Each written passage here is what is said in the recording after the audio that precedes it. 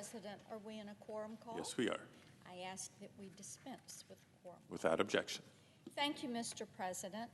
Last week, the Senate passed a $1.5 trillion funding bill that the Democratic majority insisted was full of must pass, gotta have it, can't live without it provisions that the American people were demanding. Unfortunately, the reality of what made it into that bill doesn't match the fantasy my Democratic colleagues conjured up for the cameras. In reality, this $1.5 trillion package was another spending spree. It was complete with 4,400 earmarks. 4,400 earmarks. Now, these earmarks don't have any federal nexus.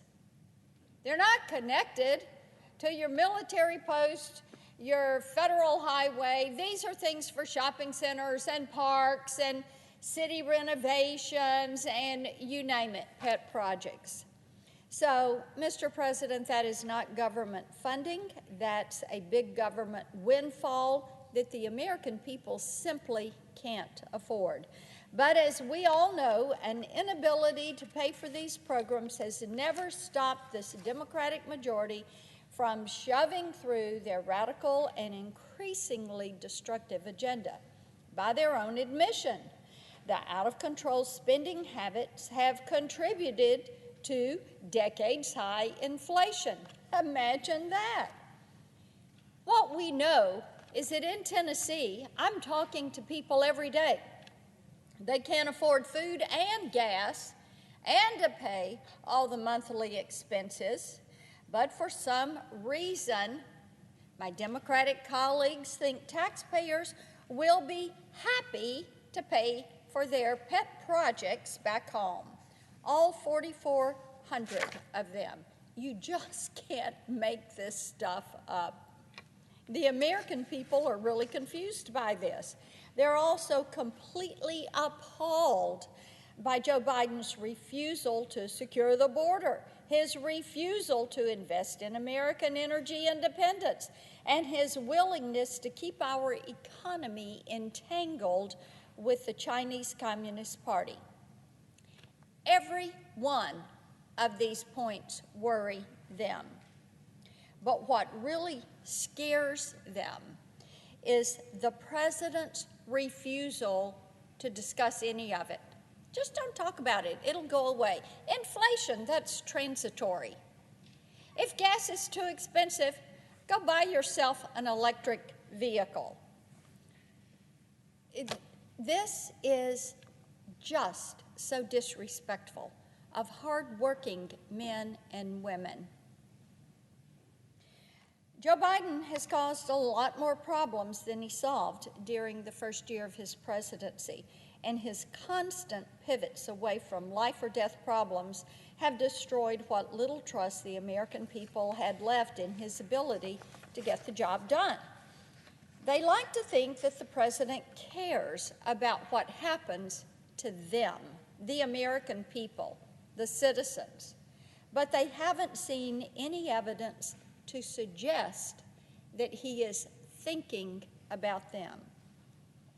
Last week, I was up on the plateau in Tennessee talking to Tennesseans about what's going on here in the Senate. Most of what they tell me boils down to one simple truth.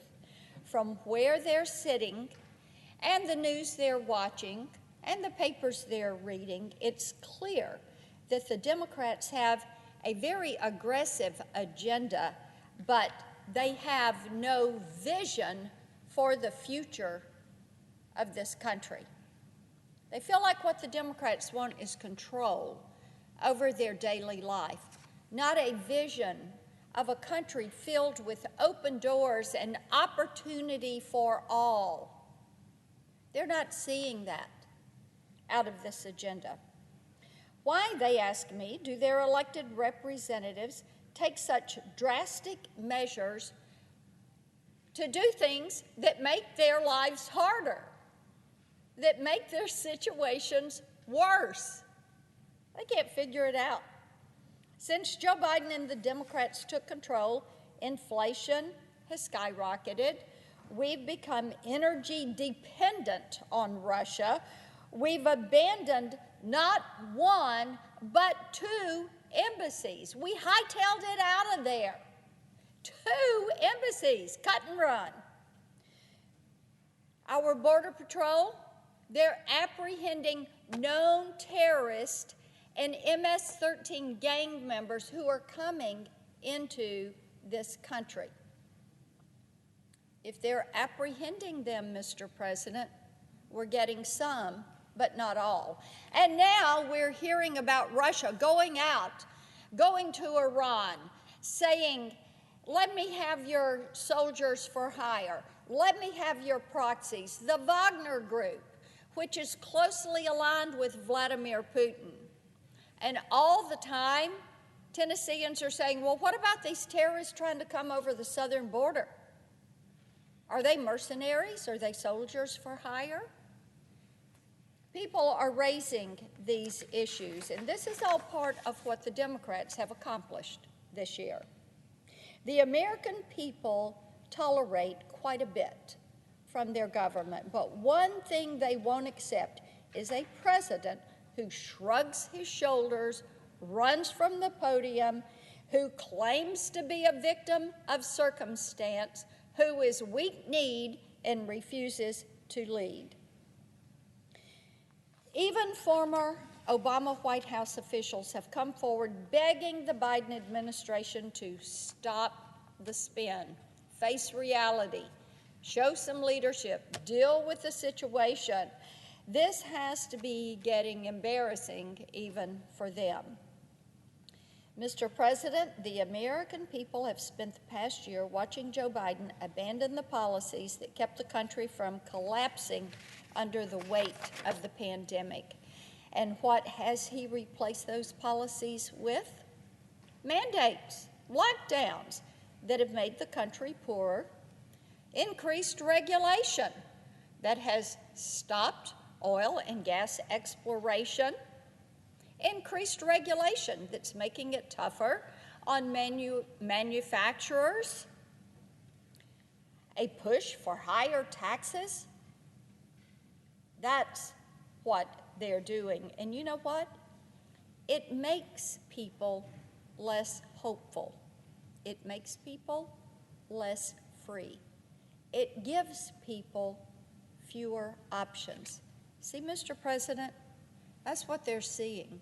The Democratic agenda is all about government control of your life. It is an agenda. It is not a vision for this country, for our children, for our grandchildren, that is rooted in opportunity for all. There's only one way to undo this damage and to stop this train that this administration is pushing as hard as they can towards socialism. The president needs to stop the spin. He needs to start listening to what people are saying, people across the country. Here's the thing. They don't want this president to fail. They don't want him to fail. They don't want this country to fail. So it means that the president is going to have to stop bowing to all of this environmentalism as a religion and climate change as a god. They need to stop that. They need to see, yes, we need to have an Operation Warp Speed to be energy independent.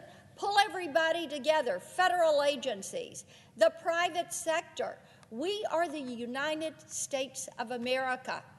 And if we had the desire, we could do this. We could be energy independent once again. We could stand strong. We could stand strong against Russia, against Iran, against China, and the Chinese Communist Party. What that is going to require is an administration and a Democratic Party that has a vision for the greatness and goodness of this country. I think that what we have to do is, Mr. President, we have to lead the way in saying it is time to show respect for the American people, to listen to what they are telling us, and to make certain that we stand for this country, standing strong for future generations. I yield the floor and note the absence of a quorum. Clerk will call the roll. Ms. Baldwin.